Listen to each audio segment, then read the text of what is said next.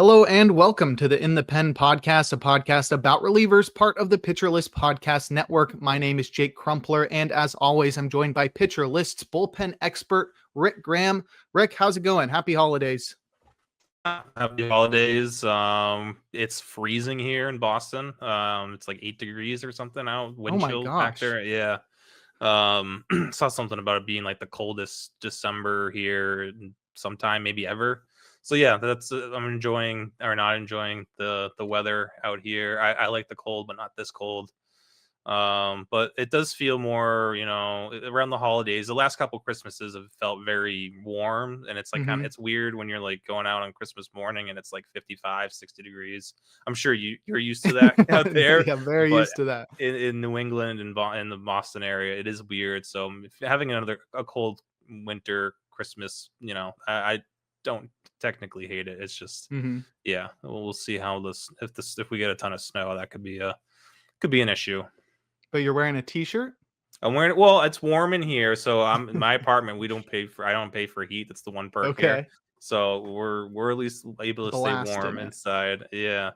I have not been able to stay warm inside because the company I work for closed down a couple weeks ago, but we're still working through some stuff. However, to save costs, they just have not been running the heat. So I'm just in a big office with maybe 4 other people. So nobody's providing me heat. I don't have a space heater with me either. Dude. So it is freezing in there. I mean, it's only like 50 degrees outside, so it's not insane, but it's 50 degrees inside too.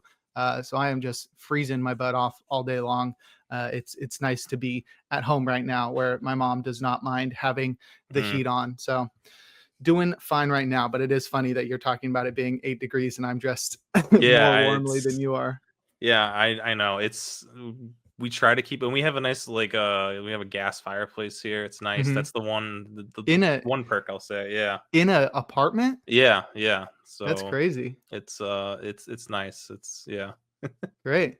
All right. Well, stay warm, Rick, because we got a lot to talk about today.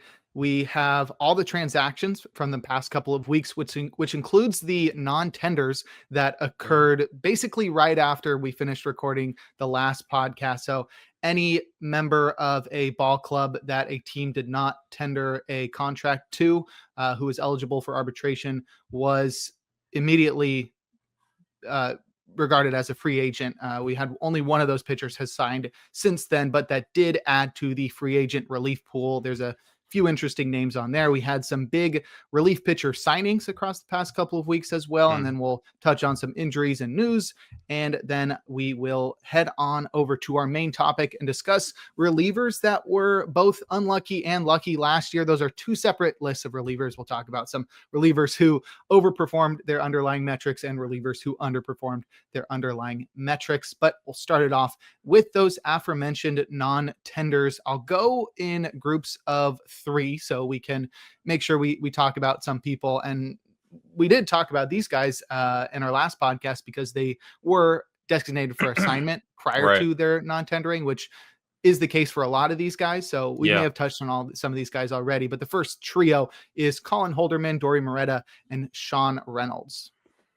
Yeah, I know. We definitely talked about Moretta last time. I don't remember. Was Reynolds also? He might have been, but yeah, we're both big fans of Moretta. I think he'll land a major league deal somewhere and be in an opening day bullpen as long as he's healthy. Reynolds is definitely another interesting one who's just run out of options, but limited sample size at the major league level, but he has, there are some skills there. I mean, he throws 97, 98. He's a big dude. Slider has shown some swing and miss ability before, and he really, it was 11. We kind of got excited in 11 innings in 2024 with him. And obviously that's a small sample size and it didn't work out last year, but I do think that there could be something here with Reynolds if he can get his command shored up again. It's a fun one. I think Holderman too. It's, is he healthy? Someone's definitely going to take a chance on him. I just don't know, where that's going to be or what type of role he'll get. The next 3 are Evan Phillips, Joey Lucchesi, and Jorge Alcala. I think Phillips is the most notable name here, and maybe honestly, almost clearly the most notable name on the whole on list. this list. Yeah. And he obviously, that reason is, he's going to miss most of, if not all of next year. When did he had Tommy John in like June, July, I think it was. So I yeah, he's can confirm. probably out for most of this year. But yeah, he's one of those classic, like he'll get some team will give him a 2-year deal, try to rehab him this year, and then hope for him to have, be a big part of their bullpen in 2027. Mm-hmm. I don't know. Yeah, I mean, these guys almost always get DFA'd. That's why I thought AJ Puck might have a chance to get non-tendered as well. He's kind of in a similar situation. Mm-hmm. But yeah, Phillips will definitely look out for him as a 2027 bounce back candidate, because yeah, we've not someone to completely forget about for the long run. But yeah, 2026, there's probably not going to be much for Phillips. Maybe in September we see him. Mm-hmm. Yeah, it was June 2025 Tommy John surgery for Phillips. So possible he misses all of the 2026 campaign, like you said, with the small possibility of a late season debut. The next trio of arms are Mark Leiter Jr., Scott Effross, and Jake Cousins. Are those all Yankees? Might as well add Ian Hamilton. Throw Ian Hamilton in there. Yeah, those Yankees guys, who all of them, maybe not Effross, with the Cubs he had some value, but Leiter Jr., Cousins for a second, and even Ian Hamilton, they had, at one point or another, they were factoring into hold situations for the Cubs and or the Yankees. Cousins also with the Brewers look good, and then he kind of had a resurgence. Was it last year, 2 years ago, and then he got hurt again. But those are all guys I expect to get looks. Leiter probably can make a major league team out of the spring.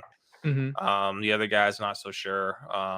But yeah, Leiter's always been interesting. I don't think New York was a good landing spot for him. So I think if he gets in a spot where there's plenty of opportunities, he could easily rise into a setup role somewhere. A lot of bullpens out there right now that are still like, there's just a lot of moves needs to be made to make them major league ready. So there's opportunities out there for Leiter.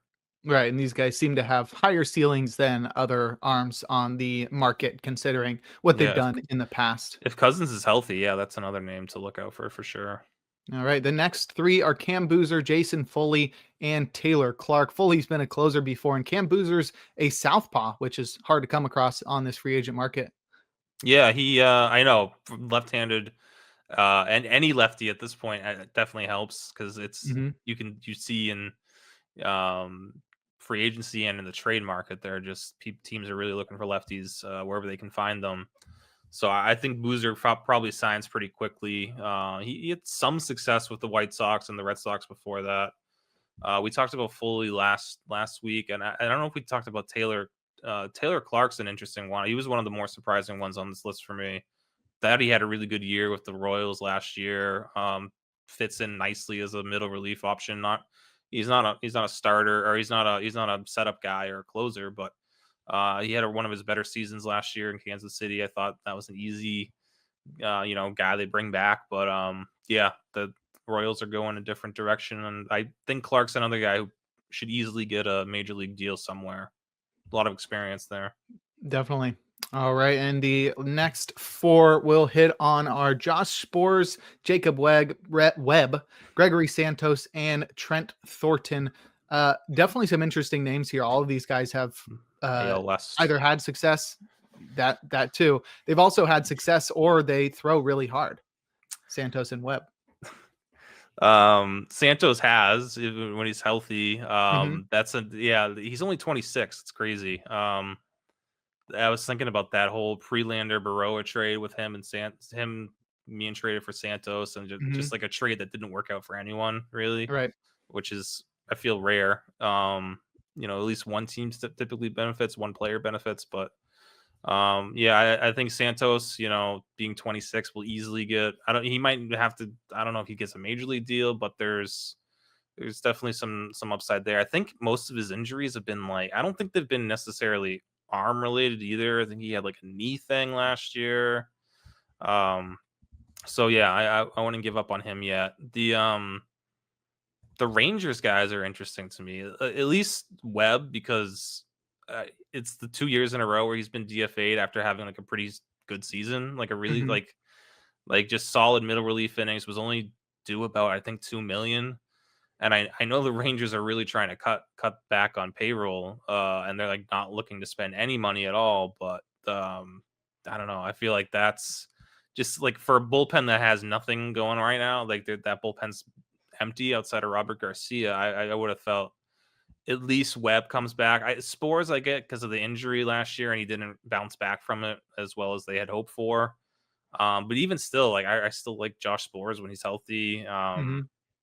A guy who I don't know what his cost would have been in arbitration, but I don't know. Those two guys, I thought, like, you know, a bullpen that has really no depth in it. Those two guys made sense for them. So maybe they come back on cheaper deals or whatnot. But yeah, that's, you know, for a bullpen that needs help and is trying to, you know, spend as little money as possible to fill their bullpen, I felt like Spores and Webb would have made sense for the Rangers still. All right. And the last player who was non-tendered by their previous ball club was Sam Hentges, and this transitions perfectly into talking about the signings from the past couple of weeks, because Hentges recently signed with the Giants on a 1-year, $1.4 million deal. The Southpaw missed all of the 2025 campaign with a shoulder injury. He had surgery, but he had success in the past when he pitched for the Guardians. We saw a 3-year span from 2022 to 2024 where he pitched to a sub-3 ERA with a strikeout rate of nearly 28%. So he's had success in the past. Just coming off this injury, I have faith that the Giants will be able to help him recover the form that made him one of the best relievers in that Guardians bullpen before his injuries. Yeah, I mean, he hasn't pitched in a while, but obviously when healthy, he's been you know, an awesome left-handed reliever. And again, we're talking about lefties being in short supply, high demand. You know, this is one of the more upside guys to take a chance on if you're the Giants. And it's still a little bit a little surprised in the 1.4 million for a major league deal for a guy who hasn't pitched in a year and a half. But yeah, I guess as far as lefties go, that's kind of the going rate. The Giants bullpen, another bullpen that's just like kind of like the Rangers, where there's like yeah, Ryan Walker's going to be in it, but after that, it's like I don't really know. It's very wide open. Lots of opportunities should be there. So you know, they have Eric Miller there still, who was really lucky last year to have the ERA he had. But yeah, I feel like Hentges should be better than him. And yeah, they DFA Lucchesi kind of became their like top left-handed setup guy towards the end of the year. So Hentges could fill right in for him. Right. Moving forward with the rest of our signings, we have some more significant ones, starting with Phil Maton, who signed with the Cubs. It's a 2-year, $14.5 million deal that includes a club option for a third season that would be for 2028. He enters right into the hold situation for the Cubs. It's possible he challenges Palencia for that closer role. We saw him close out some games with the Rangers after being traded by the Cardinals at the deadline last year. But Maton had a career year last year with a nearly 33% strikeout rate and a 2.79 ERA. But I would expect him to be, if he doesn't end up being the closer, probably the top setup man in Chicago. Yeah, he's at least the 7th, 8th inning guy there.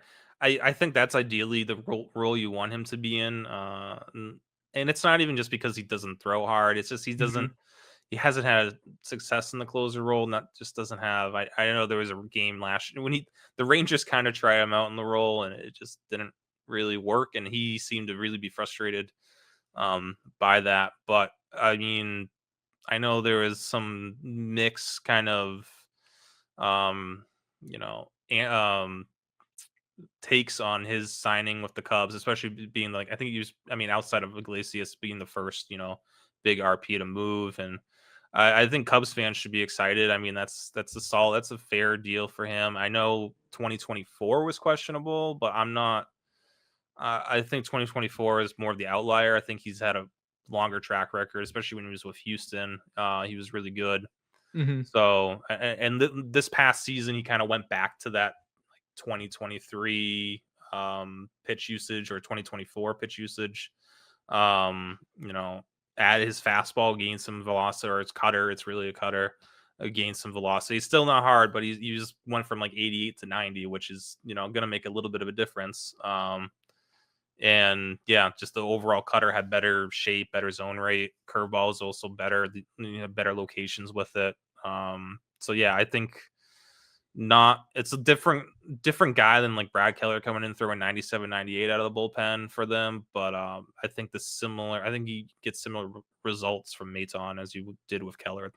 Right. It's not the flashiest signing, especially considering his fastball velocity, but I do think that sort of gives you more confidence in his longevity. Not only is his arm not going to fall off, but also he's somebody that doesn't rely on the fastball velocity. So as that decreases as he gets older, it shouldn't slow him down as much because he's somebody who focuses more on locations and movement of his pitches and the unique movement profiles of his breaking balls. The curveball is a crazy pitch, but then the cutter that he's able to throw at 90, his mean fastball is a cutter at 90 miles per hour that he locates at the top of the zone more than any other pitcher. I mean, it's still like you think like, all right, 90 miles per hour over at the top of the zone, hitters would hammer it, but it's similar to how Paul Sewald had success. Like they just, he's able to locate it and mix in that curveball as well.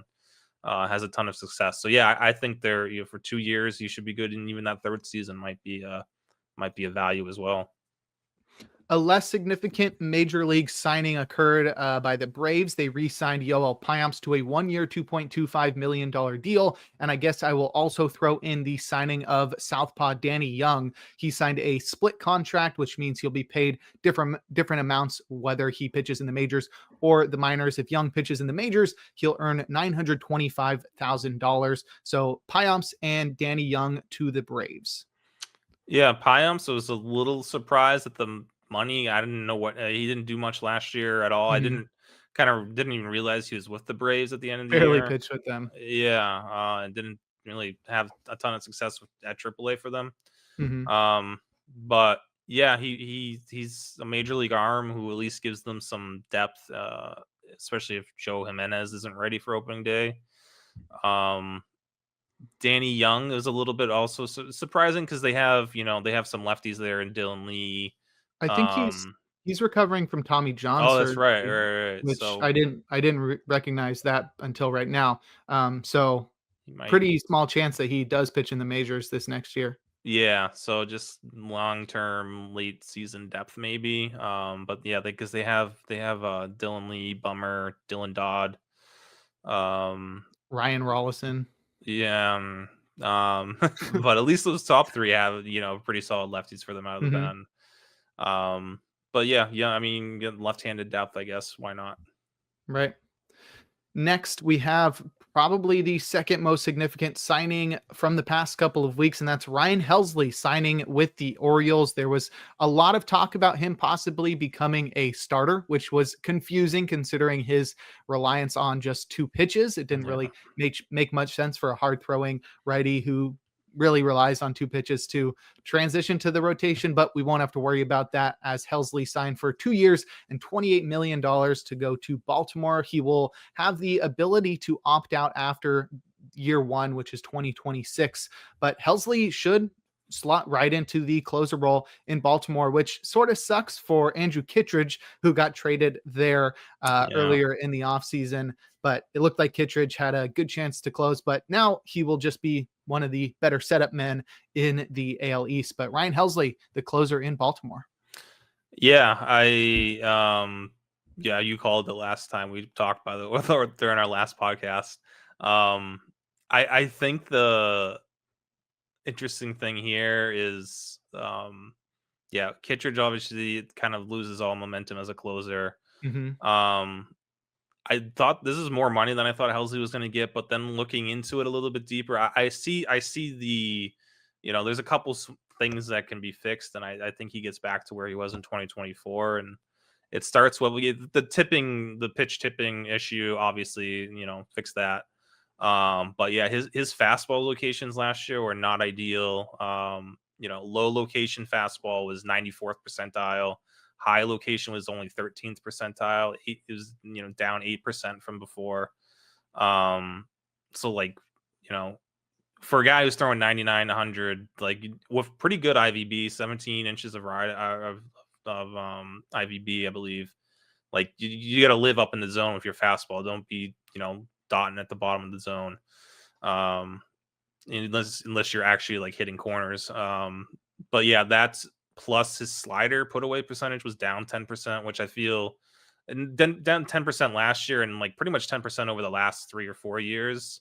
So I feel like that slider, that fastball location gets, back up in the top of the zone. He starts getting ahead of hitters. First pitch strike was down as well. That slider comes back with the fastball up in the zone. First pitch strikes, getting ahead of hitters. I feel like there's an easy path for him to get back to 2024. And for him, having that opt out too, if he has a good season, easy for him to just, opt out and get a longer term contract next year. Cause he's still only, of the relievers like available in free agency, he's on the younger side. So I think he's like 30 at this point. So for reliever, that's not old, I guess. Mm-hmm. So yeah, there's a good signing for the Orioles. And yeah, I think he should be their closer year round, unless they have another bad season and he gets traded midway through. But yeah, I like this for Baltimore. All right. And right after Helsley signed, we had the consensus number 2 closer on the market sign, and Devin Williams went to Queens. He signed with the Mets for 3 years and $51 million. He'll get a $6 million signing bonus, which will be paid in $2 million installments. He'll get $15 million a year. $5 million of his contract will be deferred each season. The signing was curious, considering we all thought that the Mets would be looking to re-sign Edwin Diaz, and the signing doesn't count out Edwin Diaz returning to the Mets, but it does make it far from a necessity now, because Devin Williams, one of the top relievers in baseball, really was unlucky last year. He'll be one of the guys we talk about later on in this podcast, but 4.79 ERA last year with the Yankees. It really seemed like he struggled in New York, but it was definitely a situation where the home run to fly ball ratio was a bit off. And I think you do as well, have a lot of confidence in Williams returning to form, which would make him one of the best closers in baseball, especially pitching for a team that finds itself in a lot of winning situations like the Mets.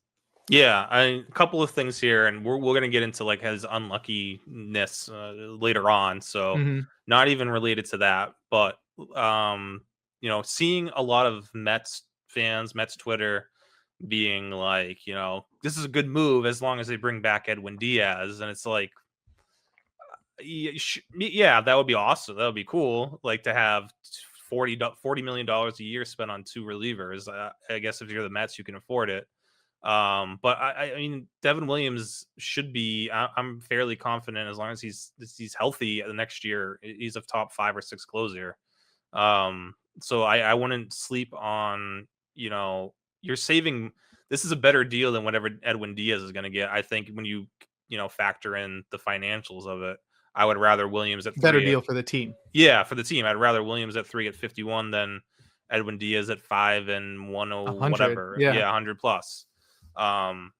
Especially if that allows you to be more, to go out and sign Alonso or do whatever you got to do. There's other holes with the Mets, so they have other things to do here. They still have holes in their bullpen, but I don't think they need a closer necessarily with Williams there. I think they need to add some depth to it. And the whole thing with him, like wanting to leave New York and he needed to leave New York. It's like, I think this is part of the reason why he signed with the Mets, is to like kind of prove everyone wrong that like I can still pitch. I'm able to pitch in New York. Like all that is like nonsense. I've always thought of like he can't pitch in New York thing as almost like a Yankees specific situation, because the fan base is so rabid. Yeah, definitely part of that. And like we saw with like Sonny Gray talking about the Yankees this past week. There is very, yeah, you're either loved or hated there with the Yankees. And if he had like 2 bad weeks and the Yankees fans turned on him, and then he was awesome for the second half of the year and into the postseason. So yeah, I think this is kind of like, I'm going to stay here. I'm going to be a dominant closer. I'm hoping he closes. I do think Edwin Diaz. I think they're still talking to Edwin Diaz, but I don't see him returning. I think it's probably going to be the Dodgers or the Blue Jays at this point, because the Blue Jays just want to sign everyone. But I wouldn't rule out the Giants either, even though they said they didn't want to spend too much on a closer. But I feel like that just makes a lot of sense for the Giants. But yeah, I think Devin Williams, and then go out and get add a supplemental reliever like Luke Weaver or Brad Keller or something. I don't know. Yeah. I feel like that could be okay for now, and then figure it out. Transition some starters to the bullpen if you had a starter. So the Devin Williams, I didn't see any Mets fans, any Mets Twitter being like, oh, he'll be a good closer for us. It's like, no, we need Edwin Diaz back. It's like, that's not likely, and I don't think you need Edwin Diaz back. I know this is a Mets fan base who wanted to run Edwin Diaz out of town 2 years ago too, when he was struggling. So it's, that's just, you talk about New York fans, and same with Boston, same with Philly, and on the West Coast, I'm sure as well. But yeah, I just feel like, Mets fans should be really happy with this signing, regardless of whether or not Edwin Diaz comes back, because Devin Williams is going to be a top 5 or 6 closer if he is a closer next year. Right. And you're getting him for a pretty significant discount over Edwin Diaz, and then can use that money then on a cheaper reliever, or, like you said, upgrades elsewhere on the roster.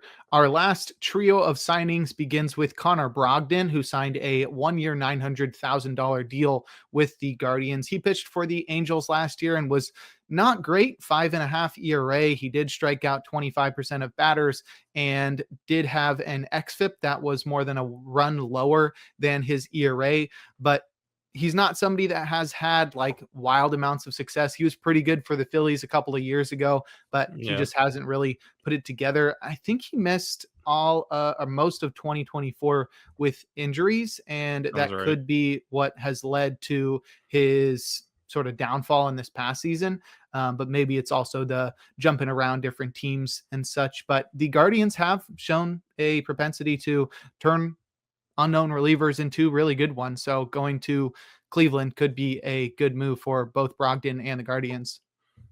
Yeah, Cleveland is a ideal landing spot for a pitcher or reliever, especially too. I think that's as long as there's there should be, I think, a spot for him opening day. I wonder if he kind of fills in that Jacob Junis role that because I think Brogdon did kind of get stretched out a little bit, was able to go multiple innings, couple outings. So yeah, that's always kind of been an intriguing arm. Surprised he got a major league deal still, but yeah, Brogdon is a good fit for landing in Cleveland's always a good spot for a reliever. Definitely. Next, we have the last real significant one before we touch on a very minor one, and that's Emilio Pagan returning to the Reds on a 2-year, $20 million deal that allows him to opt out after the first season. Not really surprising, considering the amount of success that Pagan had in Cincinnati the past couple of years. Last year, 32 saves, 2.88 ERA, and an even 30% strikeout rate. It does sort of suck for guys like Tony Santillain and Graham Ashcraft and some of the other young arms there that were looking to vie for the closer role in 2026. Yeah. But with Pagan having so much success last year, it not only makes sense for the Reds and for Pagan, but it also suggests there's going to be zero questions about who's closing for the Reds, at least to open next season. Yeah, it's a relatively low risk too. I mean, 2 at 20 isn't gonna kill you financially. I wanted him. I kind of wanted to see him outside of Cincinnati, outside of that ballpark. Right. The home run stuff still scares me a little bit. Yeah, because there's definitely some regression due there. Is it going to be enough to push him out of the role eventually? It could. He was really lucky, and especially against lefties last year, he was the best year he had against left-handed hitters. And very lucky overall. His his splitter BABIP, which, the splitter is his pitch he tries to, dominant lefties against. His splitter BABIP's typically over 360. It was 362 in 22, 364 in 23, 455 in 24, and then last year it was 182. So I just worry about left-handed hitters getting to him again next year, and that ERA and the WHIP starts going up. I do see there's a world where the Reds end the season with Connor Phillips and Zach Maxwell and Graham Ashcraft as their top three in their bullpen. I feel like with both Pagani and Santillain, who we're going to talk about a little bit, as a kind of luck, he was luckier last year than we might have thought. So yeah, there's some concerns, some risks in this bullpen. I had hoped Pagan would get a chance somewhere else in a better pitching environment, and also I was hoping the Reds would kind of upgrade there. And they had, I think there was, I don't know who else they were talking to, but I felt like even like a Robert Suarez or Ryan Helsley might have been a better fit for them for the next 2 years. But I guess Pagan, he did it last year. And yeah, they're hoping he can repeat his 2025. And our last free agent signing from the past couple of weeks, we're only touching on the major league signings, but Ty Adcock somehow got a major league contract with the Padres. It's 1 year. We don't know the dollar amount right now, but Adcock barely pitched last year, just 3 innings for the Mets. He's been somebody that didn't really have a lot of minor league success either, but he does have some decent stuff. He throws pretty hard. He's got a slider. He's got a cutter that PLV really likes. So maybe the Padres see something there. I just do think it's notable that the Padres would hand out a major league contract to somebody that even the relief pitching podcast is flummoxed by, especially in a bullpen that's just so crowded. Like, why would they go out and say, all right, we'll hand out a major league contract to this guy, considering I'm sure they're going to get some other relievers throughout the off season, but sort of interesting to see Adcock sign a major league contract with the Padres. Yeah, I think, they might add. I don't know what the Padres are looking to do financially. I don't know if they have like the means to kind of add someone significant to their bullpen. So this might be, part of them trying to, kind of nickel and dime Moneyball the rest of that bullpen. But definitely intriguing for someone who hasn't had much success. Still on the right side of 30, throws 97 plus. But yeah, never been a big strikeout guy. But the Padres have had really good success, obviously, with their bullpen, turning relievers into weapons in that bullpen. So I feel like he's not gonna start the year as a high leverage arm. But could certainly work his way into the mix. We still don't really I don't think we have much clarity on, is Mason Miller or Adrian Morejon going to get a chance in the rotation yet? I don't. Right. Yeah. So I don't know. We'll see what. Maybe Adcock gets stretched out. I don't know. He does have 4 pitches. It could work out. So. Okay. Well, next we'll move forward to talk about some injuries and news from the past week. But first, we're going to take a quick break here on In the Pen. And we're back. Jake Crumpler here with Rick Graham talking relief pitchers. We're going to discuss some injuries and news from the past couple of weeks, starting with Josh Hader, who should be ready for opening day. He suffered a capsule sprain in his left shoulder, which is the arm that he throws with, a couple weeks into August. And for many players, that type of injury requires surgery and a potential year-plus absence. But both Hader and the Astros are convinced that the lefty won't need surgery and that he will be ready for opening day. Hader said it should be normal. Obviously, intensity gets up in spring training, and we'll see how that goes and how I'm recovering, bouncing back from that. But as of now, everything is status quo, back to normal. So that's good news on Josh Hader, right? It's better news than it could be worse. Yeah. I still don't love the whole should be I should be normal. Well, the Astros too. You can't trust anything that they're saying.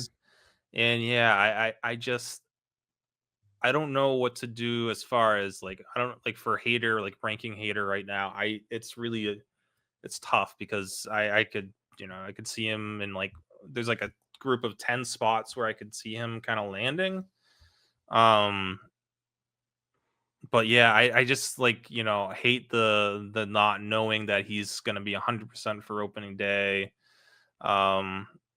It makes me, if you are drafting now, just like make sure Brian Abreu's taken late in drafts, or especially if you're in like 300, if you're in a league that has 300, 400 players taken, I feel like Abreu needs to be rostered, at least for now, to see how Hader holds up through the spring. Because yeah, it's more positive than not, this news that he should be ready for opening day, but I just feel like, when this injury, again, the Astros, man, when this injury happened, it was like kind of downplayed, and then like, oh, he'll be ready for the playoffs if they make it, and like, it doesn't sound like he would have been ready for the postseason if they were in playing in October. So yeah, the Astros really concern me with how they handle injuries, or at least how they report them. Or yeah, it's both, maybe. I don't know. It's just the Hader being able to talk and saying this himself is kind of okay. At least we get it from his mouth. But it's still just like, it should be normal. Okay, it doesn't give me a ton of hope, but right. Yeah, because we've heard them sound more confident. Should be normal. Yeah, like it should be and normal. then have worse things happen. Yeah, I don't know. I'm on your side. Definitely not fully confident in Hader being ready for opening day, considering the Astros history of reporting on injuries recently. Yeah. Now we'll touch on some rumors on the free agent market right now. Looks like the Marlins, Blue Jays, Diamondbacks, Dodgers, and Tigers, a lot of teams are interested in Pete Fairbanks. It's interesting that the Tigers are interested. It would be a weird fit because their April and even their May schedule are not ideal for someone like Fairbanks, who has dealt with Raynaud syndrome in the past, which means that cold weather can make his fingers numb. I've seen like it's almost like a TikTok trend. You see people with Raynaud syndrome and their fingers just turn completely white. It's legit. Yeah, my wife's cousin has it. It's crazy. Oh. Yeah. She lives in Florida now, so she doesn't have to deal with it. But It's like as much. You get a little bit cold, and it's like you can't feel your hand. Right. How you supposed to pitch? I was looking at the Tigers' schedule for April, May, and obviously home games in Detroit. I mean, we've seen it. This was like a couple years ago when Miguel Cabrera hit a home run and it was in like a blizzard out. Off Shane Bieber. Yeah. So yeah, like Detroit in April is not ideal. And even like May can be cold too, but like they have a lot of home games, and even their away games in April. I think they come to Boston, which like it's cold here in Boston in April. Yeah, it's just it's a weird fit, especially considering the other teams. And the Blue Jays are in there, but they have a dome in Toronto. I don't know what the rest of they probably play in Boston or in New York at some point in April, which will be cold. But for the most part, their home games are home or in a dome. So he's got that, and like Diamondbacks, Dodgers, Marlins would be fine. So yeah, Detroit's kind of interesting, and I think Detroit's just kind of kicking the tires in every closer, but I feel like at the end of the day, they just end up with Kyle Finnegan returning. But yeah, that's kind of how I see things going there. But it sounds like Pete Fairbanks is like gonna make a move. He's gonna be signed probably within the next week. There's a lot of steam picking up there, so I feel like that could be the next closer to be signed. Fairbanks' previous team is suggesting that they will be going back to a closer by committee approach, something they championed a few years back, made it popular around MLB before going back to the traditional closer role. But pitching coach Kyle Snyder said, if you look at some of our most successful years over the last 8, that's essentially what it's been. He's been with the team since 2018. And Snyder said, we're probably as well equipped right now in the bullpen regarding matchups, and as talented as we are down there and as versatile as we are down there, to kind of return to that form. He's not wrong. I feel like since Fairbanks has been there, though, it's been his job. I don't know. I'd have to go back and look. I feel like they've always had a closer, especially since 2018. Maybe a couple years they actually did the committee, but like they had Colomé, they had Pagan for a year, they had Fairbanks, Kittredge, had a little year, bit. Yeah. So I think this now, right, the way their bullpen's constructed now, like this actually does work, and they can this could be an absolutely like everyone's like the Rays offseason so far has been kind of questionable, and I don't kind of understand the route they're going here. But they're still probably going to make the playoffs because this bullpen's going to be so good, and people are going to sleep on them again like they always do. But this bullpen, and now that Cash is able to just kind of similar to what Detroit, what AJ Hinch was doing in Detroit, but it's just like the weapons in Tampa are so much better than what they have in Detroit. Between it sounds like Clevenger, Jax, and Uceta are going to be the top three, in the last 3 innings of the game, which that's obviously a really good trio.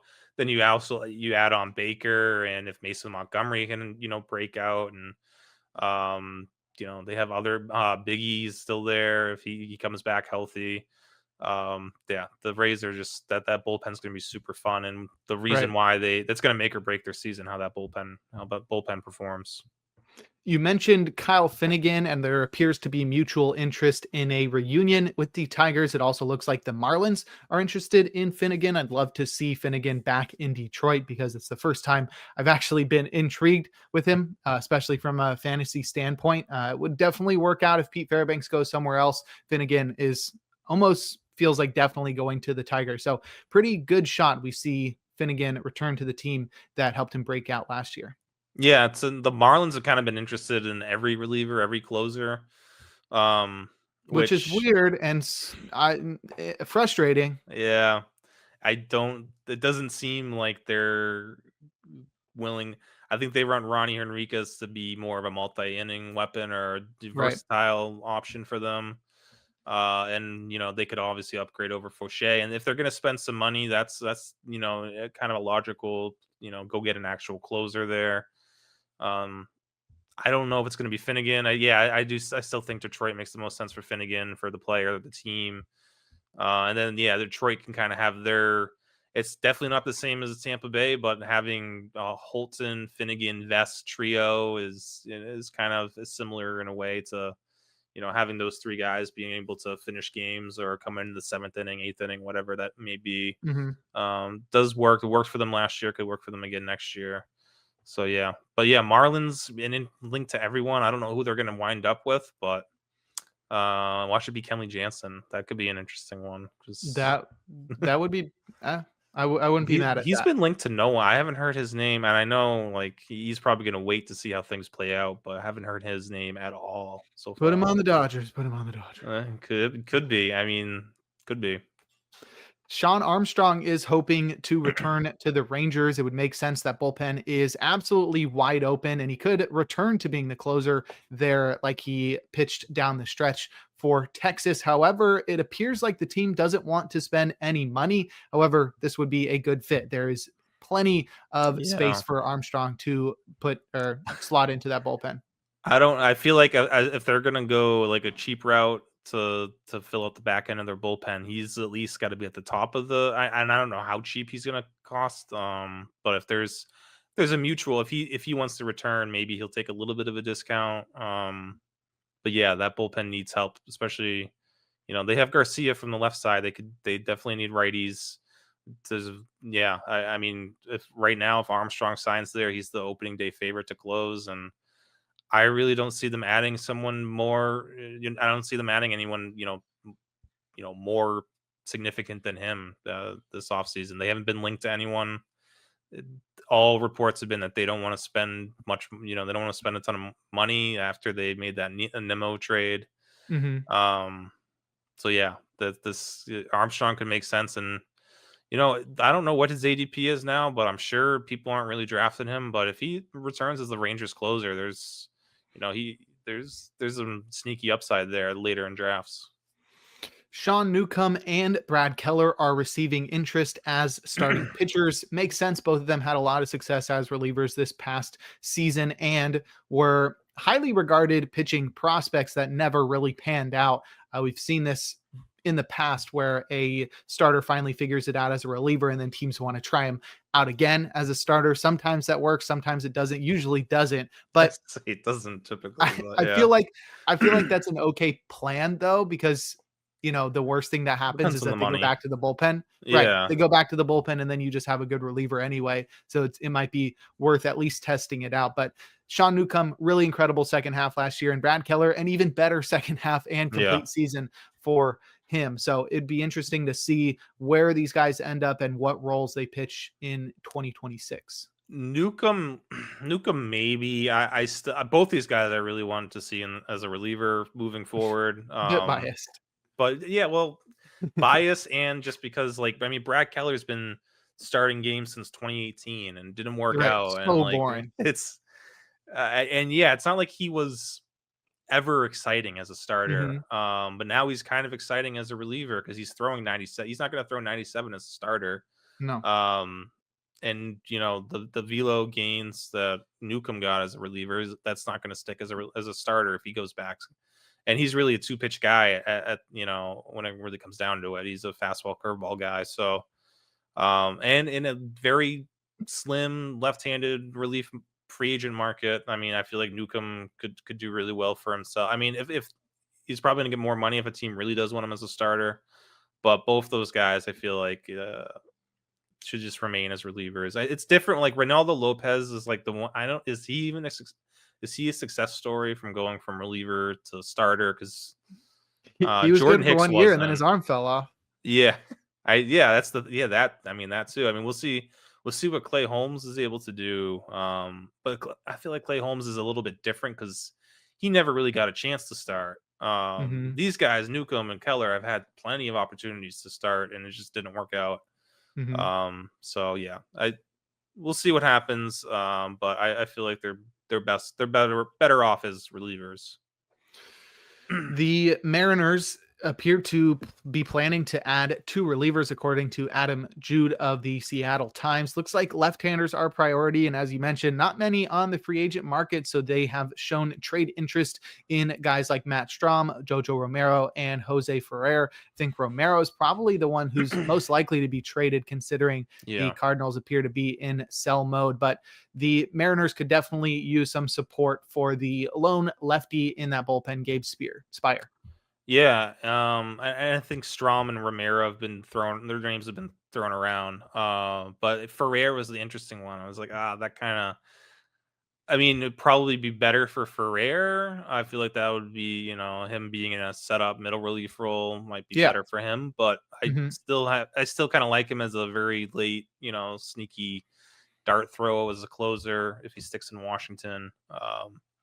Especially Washington's He's still so young. I don't know why they would. Yeah, he is, and that would probably take a lot for Seattle to give up to get Ferrer. So I don't think that happens. But yeah, Ferrer still a lot of good things happening in Washington. I hope they keep Ferrer around. So he can build there. All right. We didn't touch on this last week, but Eric Swanson announced his retirement. He was only 32 years old. So farewell to Eric Swanson. Any final words for the righty? I just think when he was traded for it was him for Teoscar Hernandez. Like what was that? 1 for 1? Yeah. I mean, they got back some pitching prospect with Swanson, Mako. Yeah. But it was basically Swanson for Teoscar Hernandez, and that wasn't that long ago. And now, 2022 offseason. Yeah.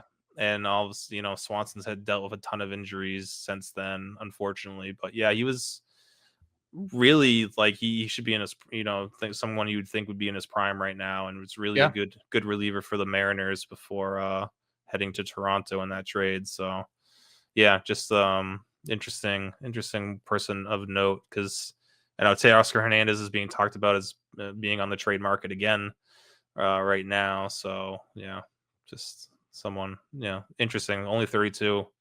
Right. I was surprised to see it. I didn't know if we'd have much to talk about, considering he hasn't really done much recently. I always think of that trade though. Like when was the last time like a middle reliever was traded for like a starting corner outfielder? That might be the last time. Yeah, considering how it panned out or didn't. Yeah, for sure.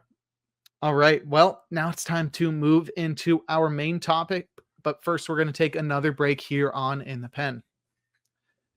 And we're back. Jake Crumpler here with Rick Graham on In the Pen discussing relief pitchers. We're going to talk about the relievers who were unlucky and the other relievers who were lucky last year. So we're going to look at some underlying metrics, compare that to ERA, and note the guys who were unlucky or lucky last year and are likely to have different fortunes next year. So these are either guys to avoid or target or change your opinions on for the next season.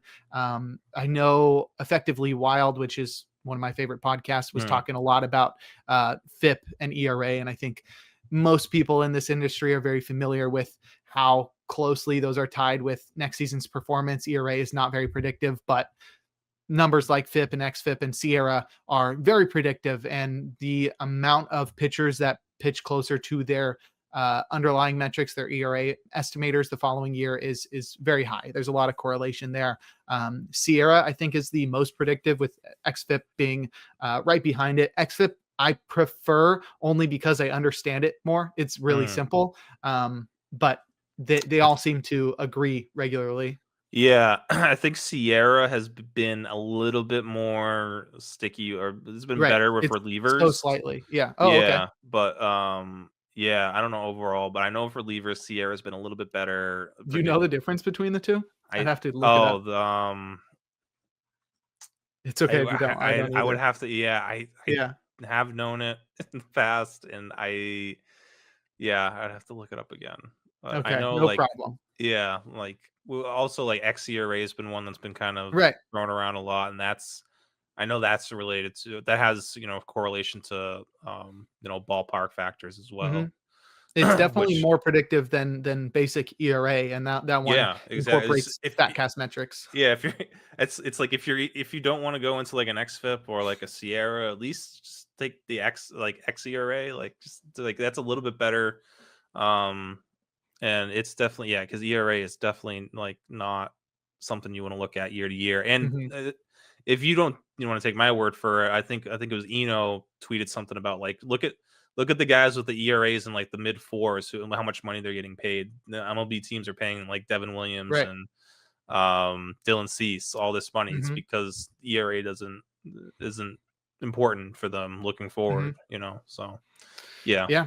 I think you can pretty safely say that teams do not care about a pitcher's previous season ERA, but even more safe than numbers like XFIP or just ERA estimators in general are projections. I mean, projections are going to account for all of that stuff and not just base it on the previous season. You're not just going to get, what was this guy's XFIP last year? That's what I expect him to do the next year, because you have to account for all kinds of things. He's not going to pitch exactly how he did the previous year. But if you take in to account previous seasons and aging curves and all that kind of stuff, that's what projections use. That's why projections are used so widely in this industry, especially when people are doing their rankings. That's pretty much all I do, is I use the auction calculator and help me put my rankings together that way. But projections are huge. Definitely sign up for PL Plus or PL Pro to get access to pitcher lists projections. Kyle does a lot of work on that, and they are very predictive. They are up there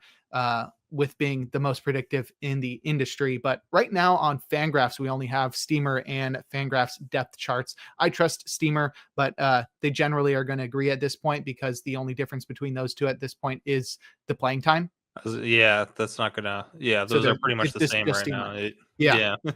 And so for the first guy we'll talk about, we'll talk about unlucky relievers, but somebody like Devin Williams, who had a 4.79 ERA last season, he had very wildly underperforming. He very wildly underperformed. His ERA estimators were much lower than his ERA: 2.95 xFIP, 2.67 Sierra, 3.11 xERA. But you can see in his Steamer projected ERA of 3.14 that they're going to encapsulate all that in that number. So somebody like Devin Williams, who really struggled with the home run to fly ball ratio last year, is expected to have a huge step back in the right direction in 2026. And so Mets fans can hang their hat on that. Yeah, I mean, going from Yankee Stadium to Citi Field is a big upgrade for him. I'm sure defensively too, behind him is going to be a lot better. I don't know who's going to be at second base there, but they got Semien.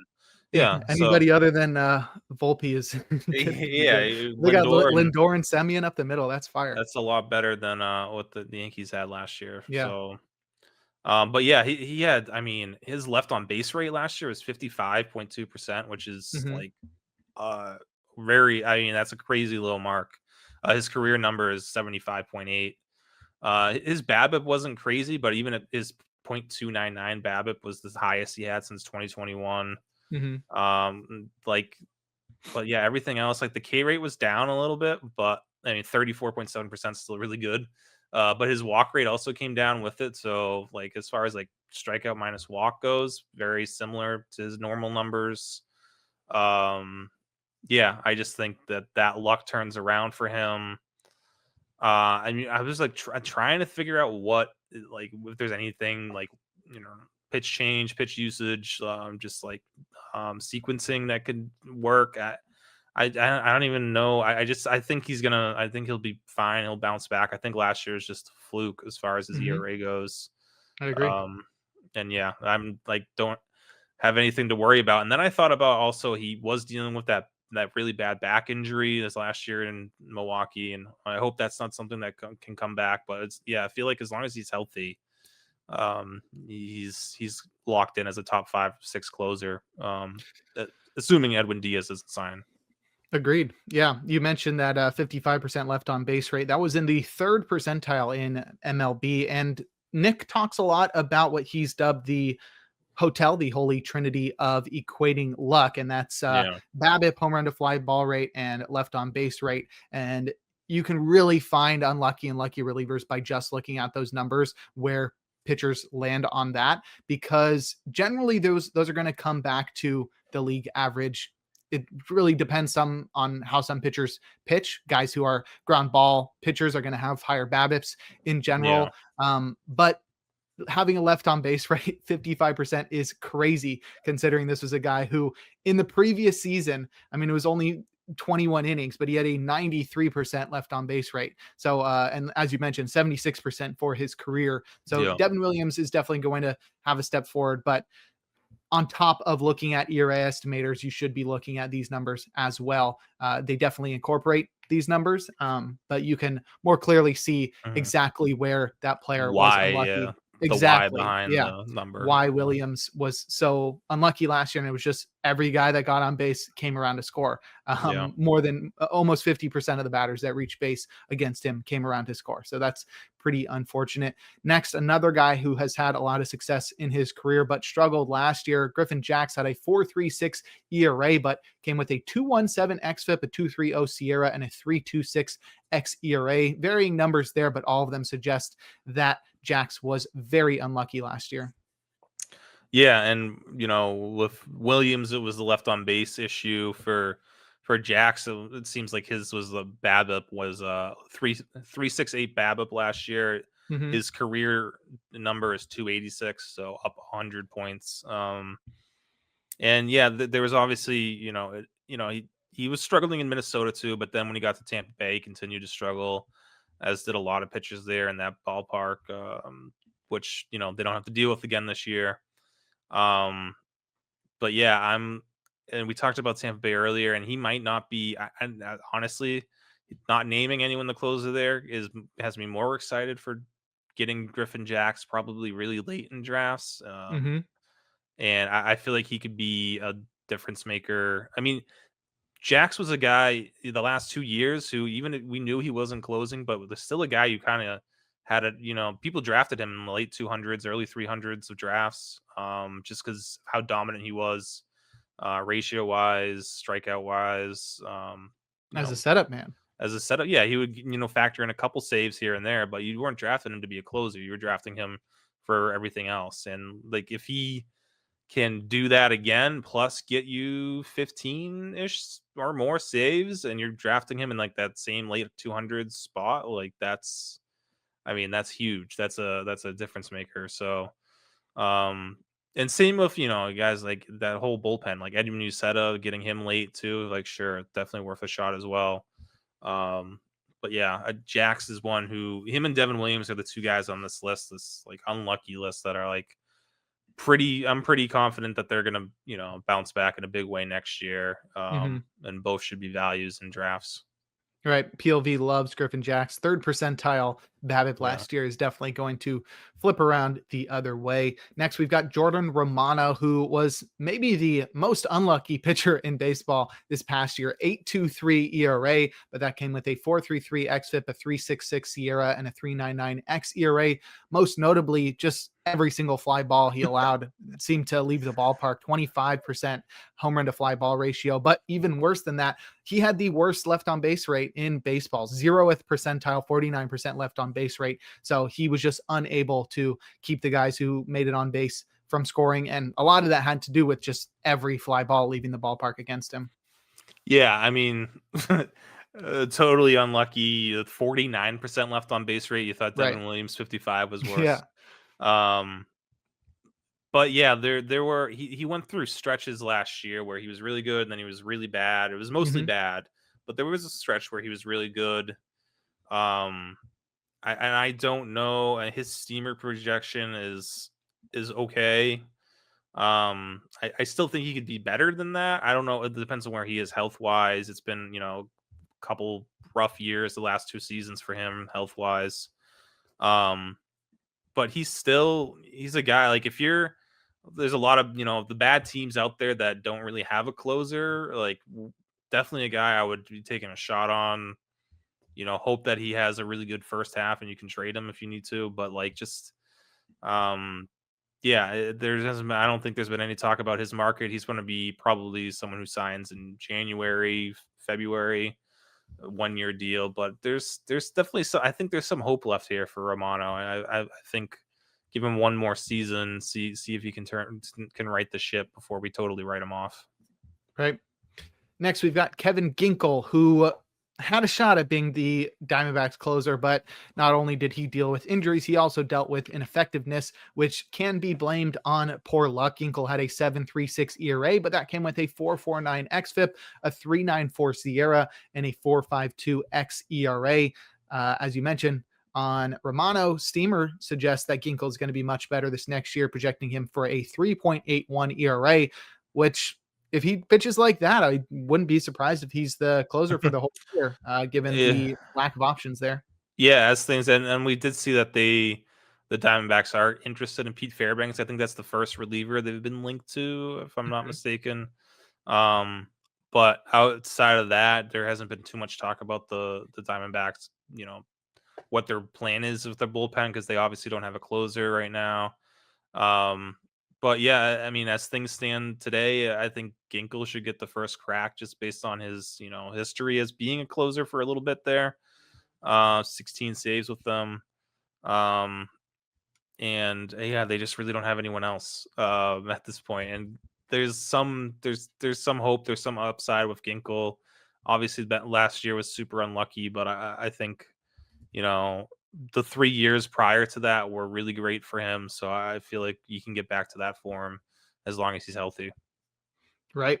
He was also somebody who really struggled in BABIP and left on base rate. 7th percentile BABIP, 2nd percentile left on base rate. So we should see a better season for Kevin Ginkel in 2026. Whether or not he's the closer is still up in the air, but he is the person on that club that has the most experience in that role, and it's going to be healthy to start the season. Next, we've got Grant Taylor, who displayed some really great stuff in his rookie campaign for the White Sox, and a 4.67 ERA is not terrible, but his underlying metrics suggest that Taylor can be one of the best relievers in baseball next year if he doesn't get shifted to the rotation. 2.29 xFIP, 2.61 SIERA, 2.61 xERA. The guy throws really hard. He's got some great stuff. And while the Steamer projection is 3.37, I think the underlying metrics suggest he can take it even a step further. I mean, he had a first percentile BABIP last year, was over 430. Yeah. But he somehow didn't give up a home run. It's tough to project him too because of the starter. He started, like, no one really knows I mean, our projections don't know his role. I know that was a factor. Looking at some of our PLV projections, early ones. But even so, like, they talk about him being this multi-inning reliever, and I don't. That's fine. I still think if you're in leagues, I mean, probably not someone you're drafted in like the top 300, but like if you're in a league that has 400 players, you're a 16 teamer. Someone in the if he's available in that 400 range, like I would definitely take a flyer on him. It might not be a ton of saves there. He had 6 saves last year. But maybe he's like a 10 save, 5 win, pretty good ratios and a really good strikeout numbers guy for you, which that there's still some value in that, especially that late in drafts. Yeah. Kind of like Ronnie Henriquez in a way. Yeah, Morhone. Just the multi-inning reliever can be valuable as long as they're really good, and Grant Taylor can be that. So yeah, I think the role might him not being named the closer could, and not being a starter could make his ADP drop a little bit, or not. He might not, I don't even know, he might not be drafted at all right now, but there's a ton of upside there. Just someone with really good stuff, and yeah, 420 BABIP last year, like that's not gonna 420 unreal. BABIP for a guy with a ground ball rate under 50%. That's interesting. Yeah. No home runs. No home Yeah, runs allowed. no It's home runs impressive. either. I mean, yeah, it's just worth the dart throw in the 400s for sure. For sure. From the south side of Chicago to the north side of Chicago, we have a pair of unlucky relievers. Porter Hodge and Ben Brown both struggled last year. 6.27 ERA for Hodge, but it came with a 4.03 xFIP, a 3.80 SIERA, and a 4.24 xERA, while Brown had a better 4.99 ERA, but his underlying metrics were far superior to even Hodge's. 2.86 xFIP, 3.39 SIERA, and a 2.76 expected ERA from StatCast. Both of these guys have really great stuff. I think the role will maybe help them. Their potential role in 2026. Brown has been sort of tossed between the rotation and the bullpen, and I think that has sort of stunted his growth as a reliever. He's a 2-pitch guy. He needs to be in the bullpen, where Hodge dealt with injuries at the beginning of last season and then, was in and out of the minors and the majors. So I think some more stability for these guys next year will allow them to pitch closer to their ERA estimators from the previous season. Yeah, I mean, they're going to be counted on unless they add 1 or 2 more arms. I mean, those 2 guys are going to be counted on this year as relievers. Hopefully Brown sticks as a reliever. I really think he can be. I mean, Palencia is probably a safer bet to close, but I feel like Brown, if he really locks in as a reliever, I feel like he could be a potential closer long term. It's just the two pitch repertoire he has is just, it's not going to work as a starter, but as a reliever he's shown promise. And I still think Hodge can bounce back as well. Again, we even talked about him last year. He's not really a closer, he's not an ideal closer, but he can be a really good setup guy, I think, for them down the road. So yeah, I mean, they only have Palencia and Maton right now. The rest of that bullpen with no Keller, no Kittredge. They lost Tealbar, Pomeranz. I mean, the whole bullpen's kind of going to be different this year. So openings for Hodge and Brown. And if you had to take a chance on one of them, and I don't know, that maybe a dynasty league or a really deep league, I would still prefer Brown. I do think that there is a really good reliever skill set there from Ben Brown. All right. We talked about Griffin Jax in the Rays bullpen, but there's another unlucky reliever that has an equally high ceiling, and that's Mason Montgomery, who I had previously dubbed the left-handed Mason Miller. Montgomery in his rookie season had a 5.67 ERA, but that came with a 3.56 xFIP, a 3.55 SIERA, and a 4.58 xERA. He was very unlucky in the BABIP department, second percentile, 391 BABIP. He also gave up more home runs than he should have, and did not strain a lot of base runners. But this is a guy with a great fastball from the left side and a really good slider, and I expect him to take a big step forward next year and maybe be 2026 the breakout pitcher of 2026. That's what I'm hoping. I was a year early. I'm not giving up on him. This stuff is just too electric, and now pitching back at inside at the Trop, I feel like will help. the home run luck, or bad luck last year, that should turn around. His stuff's too good. He needs to command his fastball better, and his secondary isn't great, but the fastball can be so good. Yeah, I'm excited to see him this year. Hopefully stay healthy and stay in that Rays bullpen. Because, yeah, we talked about the three guys that they're going to be at the top of that bullpen for now, but Montgomery by the end of the year could work his way into that mix as well. Jordan Hicks was one of the headlines of the Rafael Devers trade to San Francisco, and he really struggled once he got to Boston, but a lot of that can be attributed to poor luck. The guy finished the season with a 7.77 ERA, but that came with underlying metrics that don't seem nice, but compared to that ERA, they are very nice. And Hicks's incredible stuff, including a 100-mile-per-hour sinker, suggests that 2026 should be better. 5.65 xFIP, 5.33 SIERA, 5.99 xERA. His steamer would be like a career year for him. Nice. Which isn't even that great, but like, yeah, I just want to believe in the velocity, and like, this dude throws 100. Can he turn it around? I think the Red Sox are going to give him a shot. He's going to be totally written off, and I understand it, but like, there's a non-zero chance that he kind of has a breakout, or at least can get back to where he was in like 2023, maybe, as a full-time reliever. No more, back and forth between starting, relieving. Like, the last time he was a full-time reliever was 2023. Had a ton of success. So yeah, let's hope he can get back to that. And lastly, Ryan Fernandez struggled last year, but he's always been somebody that's interested me because of his pretty decent fastball. He had a 7.71 ERA last year. That came with a 4.51 xFIP, a 4 SIERA, and a 4.05 xERA. That's Ryan Fernandez. Yeah, I mean, still not like great numbers, and the projections are very middling on him, but that's this Cardinals bullpen is kind of all meh. And Fernandez, we were talking last season going into the year, like, he was supposed to be the top setup guy in front of Ryan Helsley. So, last year was bad luck. There was a lot of bad luck he dealt with. Helsley's not there anymore. The bullpen's wide open, so maybe Fernandez can work his way back into a high leverage role, maybe a closer role at some point. I don't know.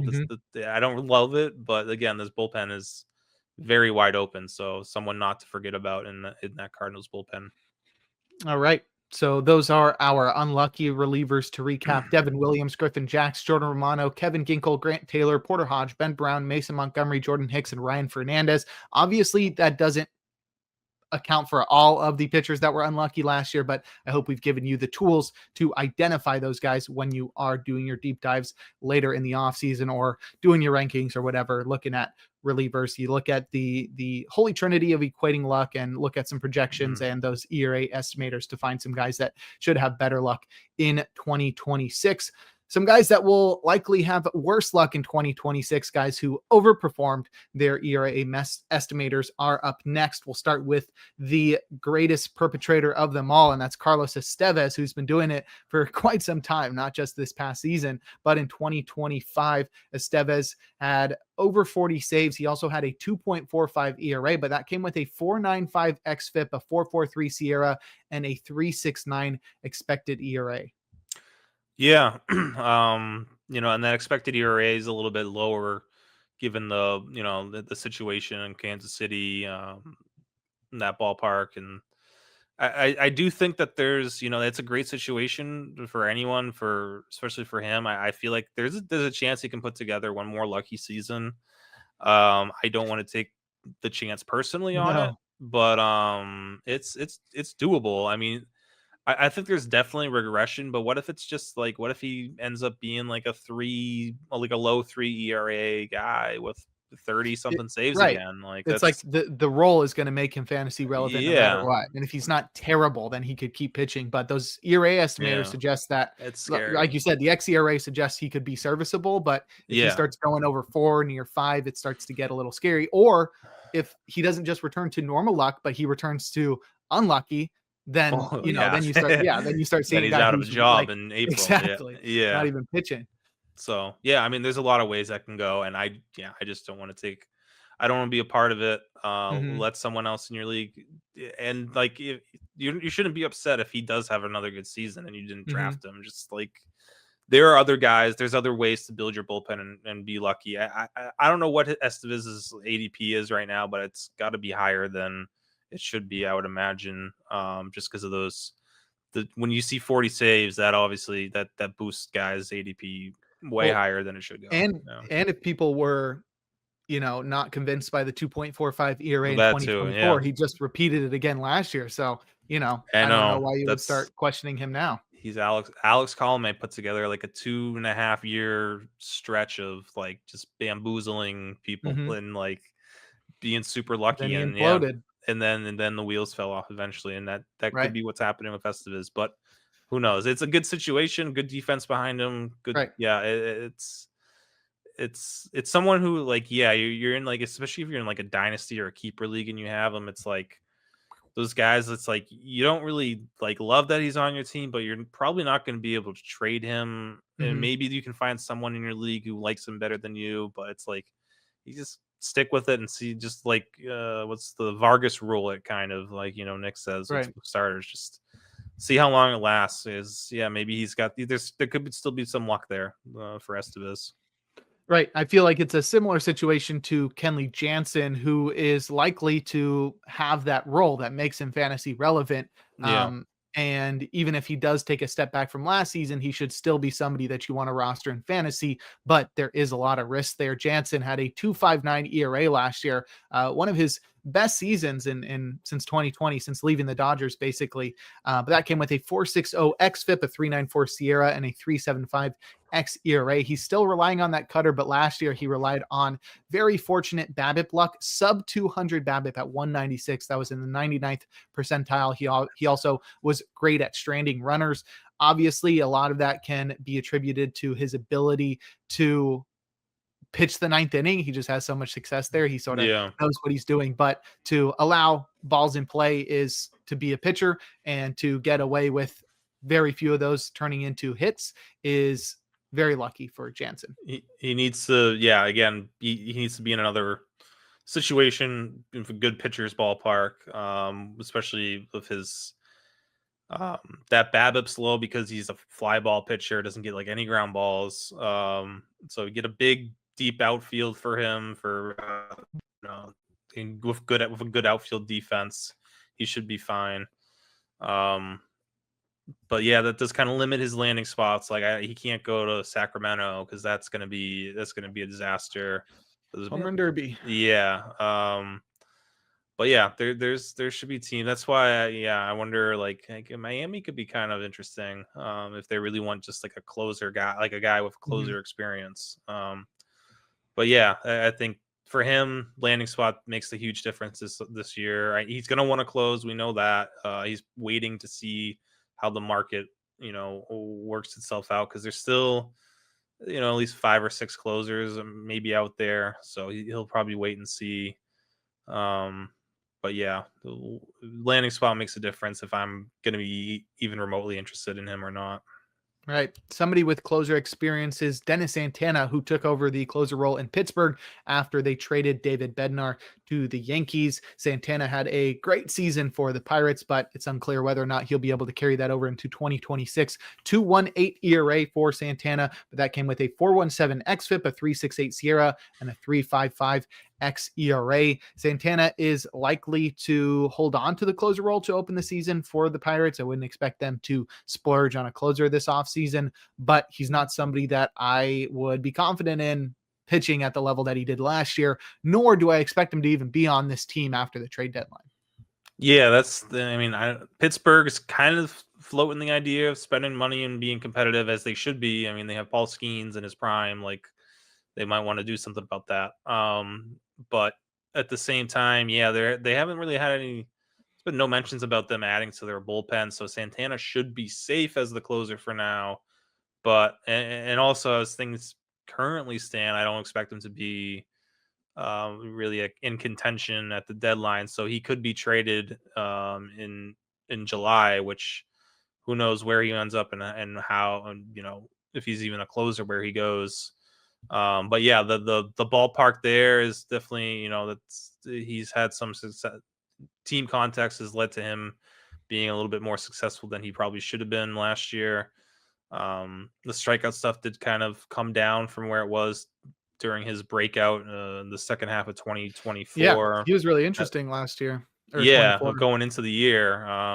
So yeah, that's another interesting name to. I feel like he does get dealt at some point. But yeah, maybe he can hold on to, having relevance in the first half of the year, and he shouldn't be too costly in drafts at this point. So not someone I'm totally avoiding, but I'm probably not going to get and many, if any, shares of him, just because there is significant risk there for Santana. Yeah, we talked about Kevin Ginkel, but after Ginkel hit the IL for the rest of the season in Arizona, Andrew Saalfrank got the bulk of the saves down the stretch. He's a lefty who hasn't really done much in his career, but he did raise some eyebrows last year with a 1.24 ERA, but that seems very unsustainable, not only because he had a sub 17% strikeout rate, but also because all of his hotel was in the 90th percentile across the board. He had a 4.61 xFIP, 4.54 SIERA, and a 3.87 xERA. Even Roster Resource seems to be disillusioned, or no, the opposite. Illusioned, sure. They're convinced by Saalfrank's 2025 campaign. They have him as the closer on their depth chart, but I'm not convinced by that at all. That would be, yeah. I mean, 8% K- walk rate for him last year. Yeah, obviously super lucky all around the board. He's a fine lefty, a solid. I don't even know if he's a setup quality lefty. He throws sub 90. Yeah, he's not a hard throwing lefty. More, yeah, he would have been. He's more of a throwback, like lefty, like loogie type. But yeah, I mean, the Roster Resource has him as the closer. I think just because of how he ended the year, kind of in the role by having 3 saves. But also the ERA looks the best, and yeah, I guess there's no one else really there that's. I mean, outside of I think Ginkel, just because of or even Ryan Thompson would make more sense. Sure. But yeah, they don't even have any other lefties. I mean, they have Brandon Garcia, who they got via trade last year, but you sort of want 2 guys who aren't the closer at least. Yeah. I just can't see him being. I don't know if he's getting drafted, and I don't think he should be drafted, but he's because he is kind of considered the closer by some people, that he might be getting drafted right now, but I don't see that happening. Even if they don't sign someone outside of the organization, I feel like, either the veteran righties and Thompson and Ginkel get the job, or what could even be more fun is if like a Jameson or Murillo, one of those hard throwing younger righties, could work their way into the job. So that'd be cool. It would be better than Andrew Saalfrank. Let's put it that way. For sure. I just can't see that. I can't see him sticking as closer there.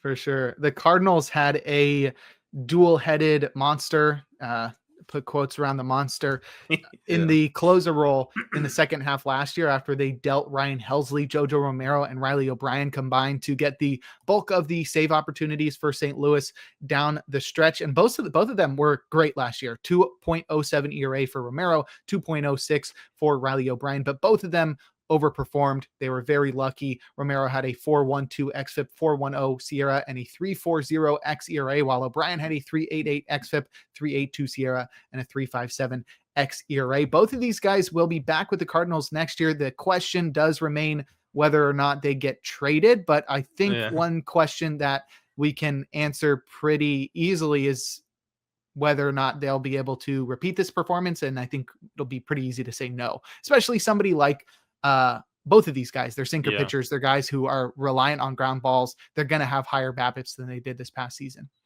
Yeah, and kind of this whole list too. It's a lot of these guys, and this Cardinals team especially, they have, a pretty solid ballpark, good situation in that NL Central.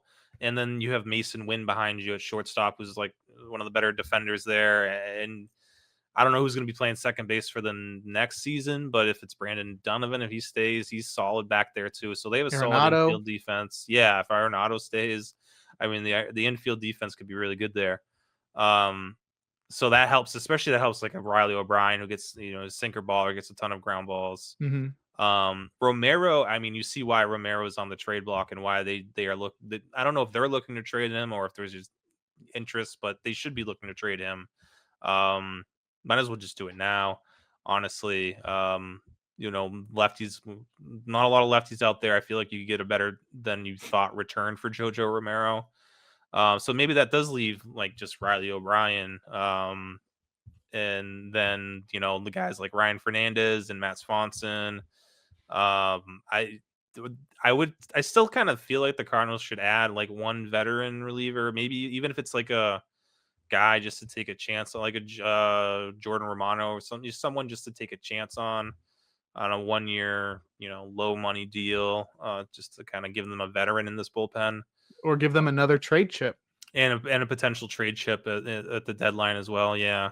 Because let's be honest, Chaim Bloom's he's not looking to win this year. It's more of a, it's a couple years down the road situation for them. So yeah, I feel like, I don't know. Yeah. I don't think either one, Romero or O'Brien, should be the closer there. I still like Swanson the best. I don't know if that's going to actually happen or not. We'll see. I mean, in March, I think there's, going to be a lot of question marks in this bullpen by that time. So yeah, I think O'Brien's a fun reliever. Just not a closer. He's another one of those guys. Sinker, slider, throws really hard too. Hard sinker. Just not a big strikeout guy, and that doesn't excite me from a closer standpoint, especially when there is some loud contact there. It's not all just soft contact with the sinker. Right. Yeah. Joel Peguero is a guy who throws hard as well, and he had a lot of success last year in his rookie campaign, but he was a 28-year-old rookie, which begs the question, why didn't he debut earlier if he's this good? And I think the answer to that is maybe he's not this good. He does throw 100 miles per hour, but it's not great shape on that fastball. PLV does not like it. And he was really lucky last year too, 224 BABIP, which meant that he had a 4.28 xFIP, a 4.13 Sierra, and a 3.31 xERA. So while Peguero does seem to have a lot of good velocity, his slider's not bad, and there's a lot of opportunity in this Giants bullpen, this is a guy who maybe starts to lose the zone a little bit and didn't have a lot of strikeouts this past season, and maybe allows a little bit too much contact, and that could come back to bite him as luck shifts the other way for Peguero.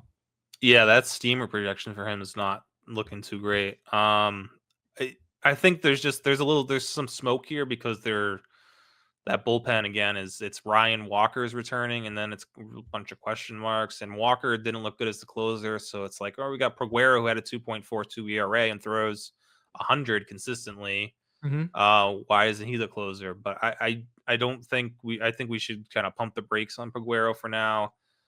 There's been plenty of relievers who throw 100 and don't work out, and I'm not saying Peguero is not going to work out, but I just think we need a little bit more of a sample from him at the MLB level. Ideally, he opens the season in a middle relief role and can work his way up. 22 innings at the major league level. That's at 28 years old. So, and fun arm to anyone who throws 100 is a fun guy to root for and watch. But I think we need to pump the brakes on him being a potential closer there. The Giants need to add some veterans in that bullpen, someone with closer experience. So yeah, maybe it's Kenley Jansen. That could be the fit for Kenley Jansen. No, I don't know. I don't know. Yeah, I mean, Buster Posey confounds me. I have no clue what his plan is, but that's the thing. They're saying he makes moves. I know that they're saying they don't want to spend on a high end pitcher, so it makes me think they're out of it. Imai wants to take down the Dodgers. I know Imai wants to take down the Dodgers. You got to get that guy. You got to get that guy. I was really rooting for that, and then he shot that down. He's not going to play in the high end pitching market, and that sort of sucks. But maybe he tricks us. Maybe he does. Maybe he pulls I something think he off. could. Yeah. I think if he gets his way, I think he would want to add someone like Imai or. Oh yeah, of course he probably wants all the best pitchers, Yeah. but he's his hands are tied. Yeah, I do think like maybe Robert Suarez can fit into the like he doesn't cost too much, but I don't know. They need to add some sort of closer there because going in with Peguero and Walker for a first year head coach who has no MLB experience. I mean, that's kind of you're asking him to just run that bullpen. Right. I mean, that's a tough ask. Yeah, I don't know much about college baseball, but I assume there's not like a ton of bullpen management. Of course, you have to use a It's bullpen because different. it's very different, I would assume. You're Yeah. not like, okay, we got a closer committee, etc. Like who this guy, we got to match it. It's probably much different. Yeah, some teams, I think with Tennessee, they had Ben Joyce for a little bit, but they've had, Was he and he even there wasn't for even, that? I think Vitello should have been there, but it's you don't not every team, it's not always having a set closer. It's more of a matchup based thing, and they might go matchup based, but they don't even have like the guys really at this point to do that. They need to still add. And I think having one closer still, or someone with some experience there outside of Ryan Walker would definitely be beneficial for them. All right, 3 more. The first one, Isaac Mattson pitched for the Pirates last year, and he was pretty interesting, especially when there were times where Dennis Santana was pretty sure he was injured. So we were looking at who might be able to close for the Pirates. Mattson was sort of on that list. I actually no. I remember why we were talking about him is because it was the trade deadline, and we were like, okay, if Santana and Gets Bednar both traded, get traded, yeah. who's the closer? And Mattson was having a good season, but I don't think he's likely to repeat the 2.45 ERA he had this last season, mostly because he had a 4.93 xFIP, a 4.27 SIERA, and a 3.29 xERA. So pretty good at inducing soft contact, but outside of that, Mattson wasn't a guy who jumped off the page in terms of his underlying metrics. Yeah, I mean, we already talked about Santana, so like that's a bullpen. I guess if you're speculating in deeper leagues, it's a guy that you've mentioned is like Justin Lawrence. Yes, I was going to say, guess who I'm in on that bullpen. I mean, that could be the next guy if you look at like how their bullpen set up. I know Carmen Mlodzinski. I like Mlodzinski a lot too. I think it's either him or Lawrence. But yeah, I mean, if the Pirates were to continue to just always be rebuilding, they could, you move on from Santana and then you go to Lawrence, and then after a year you can trade Lawrence for something at the deadline, and then you go to Mlodzinski and trade him. They kind of have this set up so they can just always have a closer to trade at the deadline if they wanted to. But I think Lawrence and Mlodzinski are way better guys. If you're in a holds league and you're looking at like, oh, Mattson's the guy right behind Santana, I should get him in a holds league. If you're going anywhere here, it should be Lawrence or Mlodzinski.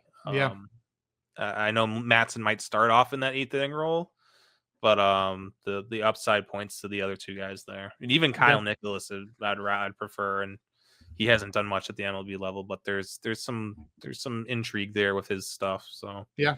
Yeah. Well, good thing you do holds rankings too. So if anybody's curious about who they should be getting in the Pirates bullpen, that's where they should be going to pick guys who are going to get holds in Pittsburgh. Our second to last guy, Anthony Bender, had a great season for the Marlins. It did end early because of injury, but that did help him maintain his 2.16 ERA on the season. He didn't face poor luck at the end of the season there, but it looks like it will probably not continue or carry over into 2026. 4.47 xFIP, 4.22 SIERA, 3.56 xERA for Anthony Bender. Yeah, and we talked about the Marlins looking to add to their bullpen, so they added 1 or 2 guys that could kind of push Bender down, push him out of that low leverage guy situation. Yeah, because you're gonna have Fauché and Ronnie Henriquez at least, plus whoever they add. And I still think there's room for Bender. That was his first full season back from some serious injuries. So there's still, I'm not totally out on him. I feel like there's still intriguing stuff there with Bender sinker slider combo. But for maybe they see the name and they're kind of more, because he was really good in 22, 23, I think it was. You might be more intrigued 21. Yeah, 21. You might be more intrigued with Bender and Holds leagues, but I'm not someone I want to really target at this point. Kind of want to wait and see how he looks, how that bullpen looks when April hits, because Right. yeah, I feel like Ronnie Henriquez is gonna have a really big role no matter what happens there. And I don't think they're going to go away from Fauché anytime soon either. So it's, those two plus a third they bring in could move Bender out. And then they're going to have if Andrew Nardi comes back as their top lefty, that's, another factor as well. Sneaky bullpen over there Could in be. Miami. Yeah. If they had they had the right, I kind of like Fairbanks there. That fits. I don't know, the vibe. Doesn't I have guess. to move. Yeah. It doesn't have to go too far. Yeah, it's a good situation for him and the team, I think. All right. Lastly, we've got Tony Santillain, who was primed to be the closer in Cincinnati before Emilio Pagan re-signed with the club, but he will be the top setup man to Pagan like he was last year. But it's unclear if he's going to be able to carry over the 2.44 ERA he had this past season. He broke out in 2024, and it really looked like he was going to have a full season breakout this past year. Struggled early on, but locked in the second half. However, the ERA is a bit misleading, despite him sort of giving us a little bit more confidence in his abilities by the end of the season. Like I said, 2.44 ERA, but a 4.05 xFIP, a 3.72 SIERA, and a 4.34 xERA for Santillain. Yeah, he too. Steamer's doesn't really love him as well next year. I feel like just in that bullpen, and his velo never really recovered. It kind of, there were times in the second half where it's like, the velo's kind of coming back, and then it would dip back down to like 96, where he was like mid 90s or mid 97s, in 2024 during his breakout in the second half. Just kind of what we talked about before with him and Pagan. I could see both Pagan and Santillain being replaced by other guys in that bullpen by the end of the year. Connor Phillips really looked awesome the second half as a reliever. Zach Maxwell obviously did that. Big dude is gonna be throwing gas for them. Is he gonna be able to locate it? If he can, then he's gonna be a factor in the high leverage spots. And as well as I think Graham Ashcraft's got more to prove as a reliever. I think in a full-time reliever role, at being healthy next year, I feel like he could really break out for them. So could be a good bullpen. There could be a lot of changes, a lot of moves around that bullpen as far as roles go. So I feel like they should outside of Pagan's going to be the closer entering the year, but outside of that, they should kind of be open to what roles guys are going to have by the start of the season. All right. Well, that's all of our lucky relievers to recap. We talked about Carlos Estevez, Kenley Jansen, Dennis Santana, Andrew Saalfrank, JoJo Romero, Riley O'Brien, Joel Peguero, Isaac Mattson, Anthony Bender, and Tony Santillain. Once again, disclaimer, that's not all of the lucky relievers from this past season, but you should have the tools now to be able to identify them yourself. And with that will put an end to this episode of the In the Pen podcast. Rick, why don't you go ahead and plug your socials and anything else you're working on this offseason? Yeah, you can find me on socials at I am Rick Graham. Still working on the reliever ranks for the draft kit, which should be out hopefully by the time the football season ends. I don't have a perfect date on that, but yeah, there's trying to go through 100, 200 relievers, do some profiles on them.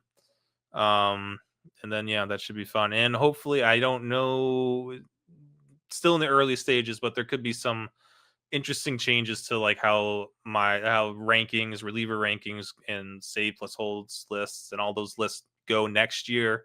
So kind of a teaser, but I feel like we got some really good stuff kind of in the pipeline that could really be a game changer for all your reliever needs out there. All right. I'm intrigued. No.